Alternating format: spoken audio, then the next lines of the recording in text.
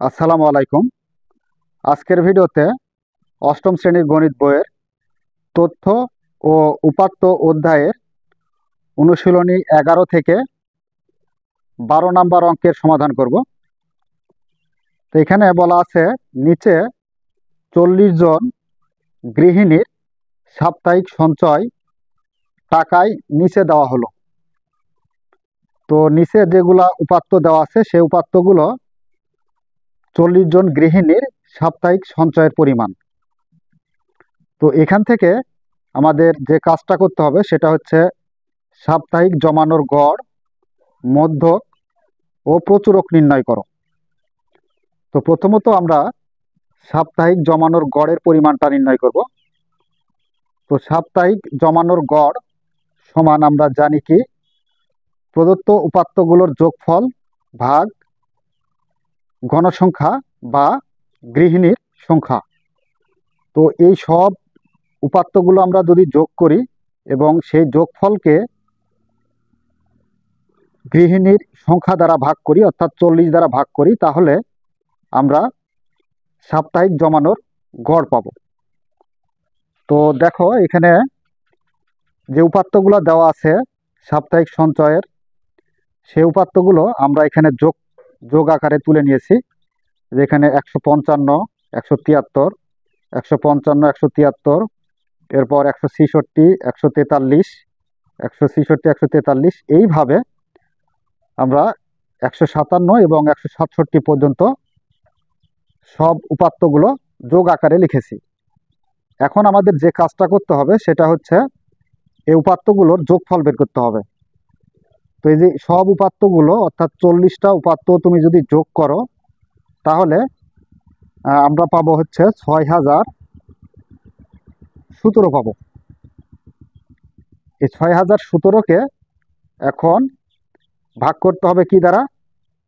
এই 40 জন যে গৃহিণী আছে গৃহিণীর সংখ্যা দ্বারা ভাগ করতে হবে। ভাগ করলে আমরা পেয়ে যাব সাপ্তাহিক সঞ্চয়ের গড়। তো আমরা এখানে একটা কথা বলতে পারি যে এখানে গৃহিণীর সংখ্যা কত? গৃহিণীর সংখ্যা, তো গৃহিণীর সংখ্যা n দ্বারা নির্দেশ করব। n সমান 40 জন। তো n হচ্ছে কি আমাদের জোড় সংখ্যা। তো জোড় সংখ্যা হলে সে অনুযায়ী আমরা কাজ করব। যা জোড় সংখ্যা। তো আচ্ছা, এবার আমরা যে গড় নির্ণয় করতে হবে সে গড় নির্ণয়ের সূত্রটা প্রয়োগ করব। গড় x বার বলা যায়। x বার সমান সাপ্তাহিক সঞ্চয়ের যোগফল, সাপ্তাহিক সঞ্চয়ের যোগফল ভাগ গৃহিণীর সংখ্যা, গৃহিণীর সংখ্যা। তো গৃহিণীর সংখ্যাকে n দ্বারা প্রকাশ করা হয়, এখানে আমরা nও বলতে পারি। তো দেখো এখানে সাপ্তাহিক সঞ্চয়ের যোগফলটা কত পাইছি। তো সাপ্তাহিক সঞ্চয়ের যোগফলটা পাইছি হলো 6017। অর্থাৎ এই যে 155 থেকে শুরু করে 167 পর্যন্ত যতগুলা 40টা উপাত্ত আছে এই 40টা উপাত্ত যোগ করে আমরা পাইলাম কত? 6017 পাইলাম। এবার এই যে সাপ্তাহিক সঞ্চয়ের যোগফলের জায়গায় আমরা লিখব কত? 6017। 6017 ভাগ হচ্ছে গৃহিণীর সংখ্যা বা গণসংখ্যা n। তো গৃহিণীর সংখ্যা কত আছে? গৃহিণীর সংখ্যা হচ্ছে 40 জন। এই যে দেখো গৃহিণীর সংখ্যা হচ্ছে n সমান 40 জন। তাহলে 40 দ্বারা ভাগ করতে হবে 40। তো আচ্ছা, এখন যদি আমরা এই 6017কে 40 দ্বারা ভাগ করি তাহলে কত পাবো? তো এখানে আমরা একটু ক্যালকুলেটর ব্যবহার করে তোমাদের দেখিয়ে দিচ্ছি যে আসলে কত পাই। 6017 ভাগ হচ্ছে 40, তাহলে পাচ্ছি 150.425। 150.425। তো এখানে আমরা এক কাজ করব, সেটা হচ্ছে যে দশমিক বিন্দুর পর 2 দশমিক স্থান পর্যন্ত লিখব। তো সেই ক্ষেত্রে আমাদের এক কাজ করতে হবে, সেটা কি? সেটা হচ্ছে 150 লিখি পয়েন্ট, এই যে আমরা দশমিক বিন্দুর পরে 2 ঘর ব্যবহার করব, অর্থাৎ এই যে 42 এখান থেকে লেখা শুরু করব। তো 2 দশমিক পর্যন্ত লিখতে হলে 3 দশমিকের ঘরটা লক্ষ্য করতে হবে। এই 3 দশমিকের স্থানে কত আছে? 5 আছে। তো এখানকার সংখ্যা যদি 5 থেকে শুরু করে 9 এর মধ্যে কোনো সংখ্যা হয়, তাহলে এখানকার 1 গিয়ে এই যে এই 2 এর সাথে যোগ হয়, তার মানে তার আগের সংখ্যার সাথে যোগ হয়। তাহলে কত হবে? 1 যদি 2 এর সাথে যোগ করি তাহলে কত হবে? 3, অর্থাৎ 43 পাবো। তো এত প্রায় লিখতে পারো, এটা প্রায়। তাহলে এখন আমরা গড় কত পাইলাম? অতএব নির্ণেয় জমানোর গড়, সাপ্তাহিক সঞ্চয়ের গড় বা জমানোর গড়, এর আগে যেটা প্রশ্ন করছে সে অনুযায়ী আমরা উত্তরটা লেখার চেষ্টা করব। এখানে প্রশ্নটা কি বলছে? সাপ্তাহিক জমানোর গড়। এখানে আমরা এই কথাটাই লিখব, সাপ্তাহিক জমানোর গড় 150.43 প্রায়। এটা হচ্ছে আমাদের গড় নির্ণয়। তো আশা করি তোমরা বুঝতে পেরেছো। প্রথমত আমরা যে কাজটা করব, যে উপাত্তগুলো দেওয়া আছে সব উপাত্তগুলা আমরা যোগ আকারে তুলে নেব। নেওয়ার পর এটা ক্যালকুলেটর ব্যবহার করা হোক আর তোমরা মুখেই হোক, সেটা সবগুলা যোগ করে নিবে। নিলে দেখো 6017 পাবে। এবার গৃহিণীর সংখ্যা কত? এখানে কত জনের উপাত্ত দেওয়া আছে? 40 জনের উপাত্ত দেওয়া আছে। তো n সমান আমরা 40 লিখব। তো অতএব গড় x বার সমান সাপ্তাহিক সঞ্চয়ের যোগফল ভাগ গৃহিণীর সংখ্যা বা গণসংখ্যা, যে কোনো একটা বললেই হবে। তো সাপ্তাহিক সঞ্চয়ের যোগফল আমরা কত পাইলাম?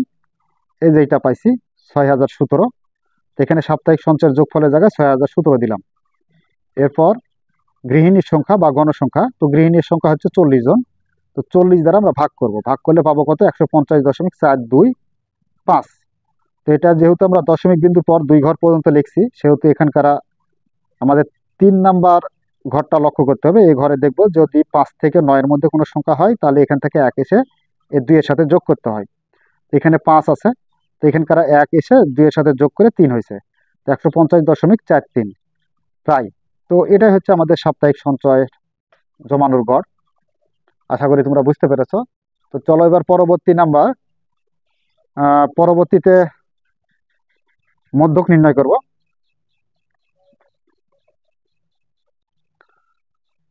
মধ্যক নির্ণয়। তো দেখো এখন আমাদের মধ্যক নির্ণয় করতে হবে। তো মধ্যক নির্ণয় করতে হলে আমাদের যে কাজটা করতে হবে সেটা হচ্ছে, যদি অবিন্যস্ত উপাত্ত দেওয়া থাকে তাহলে ওই অবিন্যস্ত উপাত্তগুলোকে মানের ঊর্ধ্বক্রমে অথবা অধক্রমে সাজাইতে হবে। সাজানোর পর মধ্যকটা নির্ণয় করতে হবে। তো দেখো এই যেগুলো হচ্ছে সবগুলাই অবিন্যস্ত উপাত্ত। এই অবিন্যস্ত উপাত্তগুলোকে আমরা মানের ঊর্ধ্বক্রম অনুসারে সাজিয়ে পাই। তো প্রথমে আমরা 122 লিখছি, অর্থাৎ 122 মানে সব থেকে ছোট যে সংখ্যাটা। এই যে এখানে 122 আছে, 122। এরপর 125, এই যে এখানে 125 আছে। এরপর 132, তো দেখো এই যে এখানে 132 আছে। এইভাবে আমরা মানের ঊর্ধ্বক্রমে, মানে ছোট থেকে আস্তে আস্তে আস্তে আস্তে বড়র দিকে আমরা সাজিয়ে এটা লিখছি।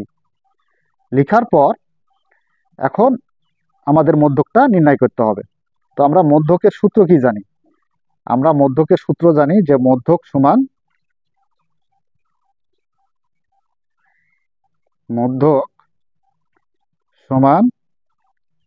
n/2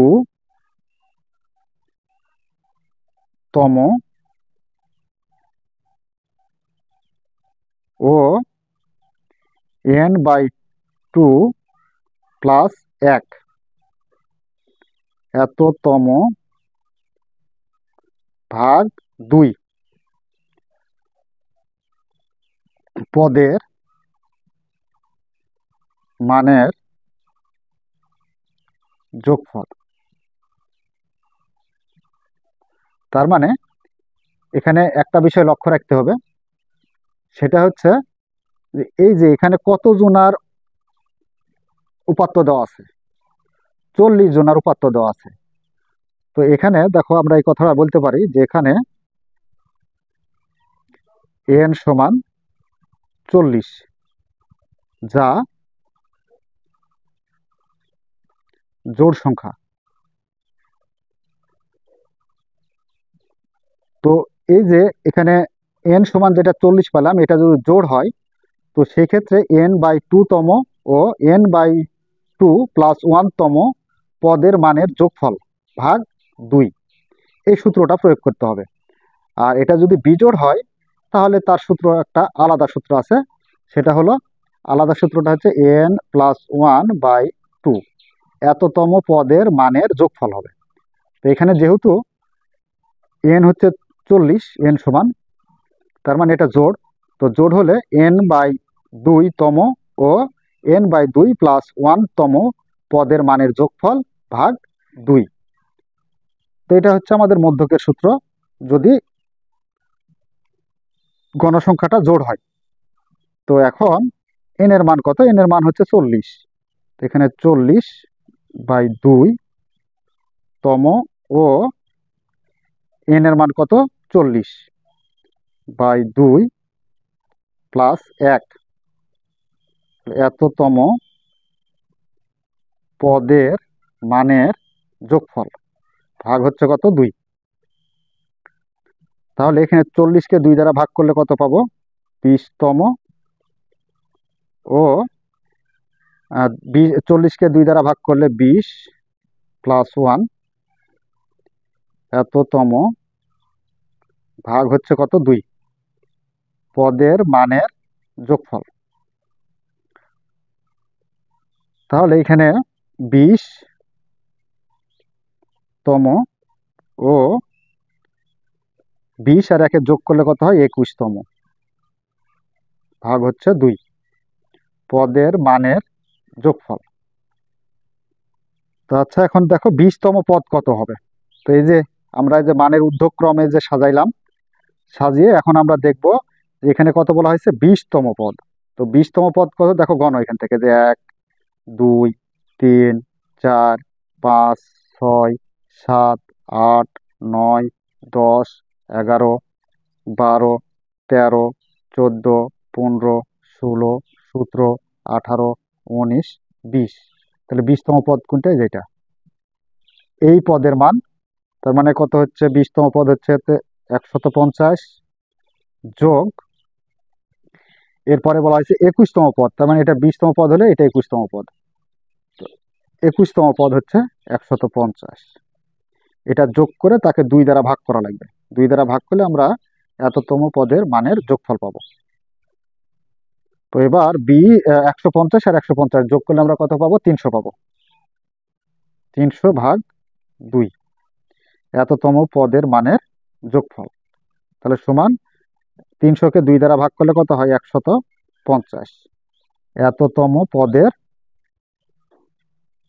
মানের যোগফল। আচ্ছা, এটা দেওয়ার দরকার নেই। তাহলে এখানে আমরা মধ্যকটা পাইলাম কত? মধ্যক হচ্ছে 150। তো এটাই হচ্ছে আমাদের মধ্যক। তো আমরা এখন লিখতে পারি অতএব অতএব নির্ণেয় মধ্যক সমান হচ্ছে কত? 150। তো এটা গেল আমাদের মধ্যক নির্ণয়। এবার যে প্রশ্নটা বলা হয়েছে যে দেখো, প্রচুরক নির্ণয় করো। তো প্রচুরক নির্ণয় করতে হলে আমাদের যে কাজটা করতে হবে সেটা হচ্ছে যেটা প্রচুর বার বা অনেকবার আছে সেটাই হচ্ছে প্রচুরক। তো এখানে আমরা একটা বিষয় লক্ষ্য করি যে দেখো তো এখানে সবচেয়ে বেশি কোন সংখ্যাটা আছে। তো এখানে দেখো আমরা এখান থেকে লক্ষ্য করলে দেখতে পাবো যে এখানে যে 140 এটা আছে একবার, দুইবার, তিনবার। 140 আছে কয়বার? তিনবার। আবার এখানে দেখো আমরা আর কিছু দেখতে পাই কিনা, 143, 145, 145, 145 আছে কয়বার? দুইবার। তাহলে এখানে আমরা লিখতে পারি যে এখানে উপাত্তের মধ্যে 140 আছে কয়বার? 1, 2, 3, তিনবার। তিনবার। আচ্ছা, এরপর 141, 142, 143 এগুলো একবার একবার করে আছে। 145, 145 এটা দুইবার আছে। 146, 146 এটাও দুইবার আছে। 147 এটা একবার। 148 আছে দুইবার। 148 আছে দুইবার। 150, 150 এটাও আছে হলো আমাদের দুইবার। 151, 152 এগুলো একবার করে আছে। 155, 155 দুইবার আছে। 156 এই যে এখানে একটা, একবার, দুইবার, তিনবার। তাহলে হচ্ছে এখানে 156 আছে কয়বার? তিনবার। আচ্ছা, বাদ বাকিগুলো আছে কয়বার? দুইবার। এবং অন্যান্য উপাত্তগুলো আছে দুইবার ও একবার করে। সুতরাং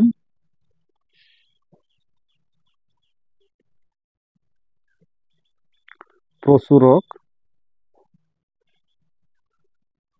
সমান 140 কয়বার আছে? তিনবার। আর 156 আছে কয়বার? তিনবার। তাহলে 140 ও 156 এই দুটাই হচ্ছে প্রচুরক। প্রচুরক মানে যেই সংখ্যাটা সব থেকে বেশি বার আছে সেটাই হচ্ছে প্রচুরক। তো এখানে দেখো আমরা সব কিছু দেখলাম, দেখলাম যে 140 আছে তিনবার, 156 আছে তিনবার, এবং অন্যান্য উপাত্তগুলো আছে হচ্ছে দুইবার ও একবার করে। সুতরাং প্রচুরক সব থেকে বেশি কোনটা হলো? 140 এবং 156। তাই প্রচুরক হবে 140 ও 156। এটাই হলো আমাদের প্রচুরক নির্ণয়। তো প্রিয় শিক্ষার্থীরা, আশা করি তোমরা আজকের 12 নম্বর অঙ্কটি খুব সুন্দরভাবে বুঝতে পেরেছো। যদি বুঝতে পেরে থাকো তাহলে অবশ্যই আমাদের চ্যানেলটি সাবস্ক্রাইব করে আমাদের সাথেই থাকবে। এই বলে আজকের মতো ক্লাস এখানেই শেষ করছি। ধন্যবাদ সবাইকে।